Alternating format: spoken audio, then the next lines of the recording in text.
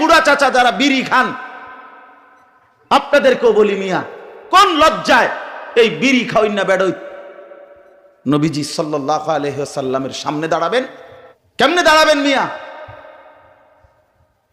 চা দোকানে বসে বসে যারা আজীবন রঙিন টেলিভিশনে নর্তকীর নাচ দেখেন, সিনেমা দেখেন, নাটক দেখেন, আরে বেশরম, কোন দিন লজ্জা আসবে, হায়া আসবে কোন দিন, শরম আসবে কোন দিন? ওই মহিলা কোন দিন বেপর্দা?